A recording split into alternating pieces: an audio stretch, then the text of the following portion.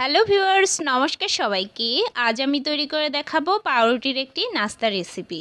তো সকালের নাস্তা কিংবা বিকালের নাস্তায়ও আমরা পাউরুটি সাধারণত খেয়ে থাকি, কিন্তু পাউরুটির এই নাস্তা রেসিপিটি যদি খুব অসাধারণভাবে তৈরি করা হয় তাহলে কিন্তু খেতে খুবই ভালো লাগে। তো চলুন দেখে নেই কীভাবে এই নাস্তা রেসিপি তৈরি করে নিতে হয়। প্রথমে আমি এখানে 4 পিস ব্রেড নিয়েছি, আর এগুলোর যে সাইডটা আছে সেই সাইডটা আমি ছুরির সাহায্যে কেটে নেব। তো এভাবে সাইডটা বাদ দিয়ে দিচ্ছি, চারপাশের সাইডটাই কিন্তু আমি ফেলে দেব।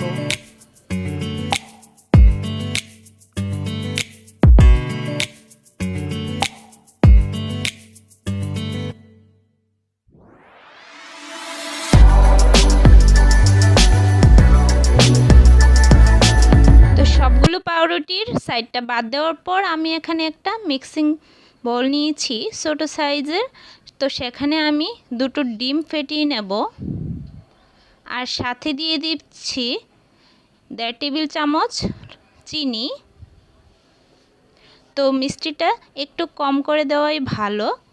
আর এখানে আমি 60 মিলিগ্রামের মতো দুধ দিয়ে দিচ্ছি।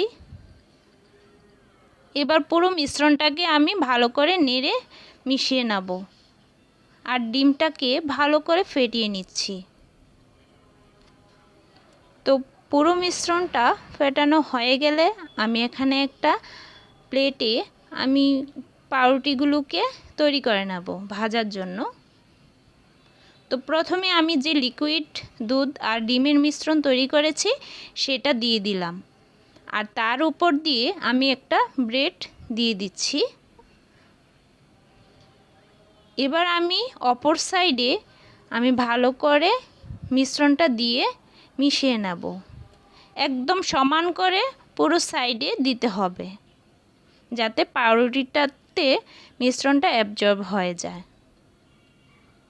তো এবার পরপর ঠিক একইভাবে আমি প্রত্যেকটা পাউরুটি এভাবে দিয়ে মিশ্রণটা দিয়ে ভালো করে মিশিয়ে নেব।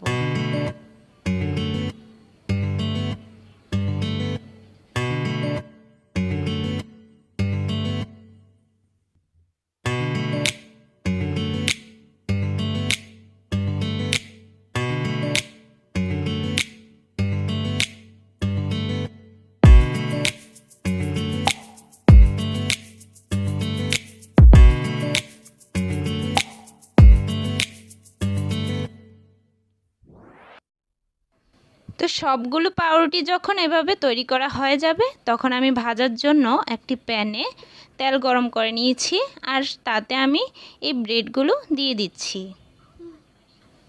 তো আমি ব্রেডটাকে ভালো করে উল্টে পাল্টে ভেজে নিচ্ছি হালকা বাদামি কালার করে, বেশি কিন্তু ক্রাউড করে ভাজা যাবে না। আগুনের আঁচটা মিডিয়াম থেকে লোয়ে থাকবে।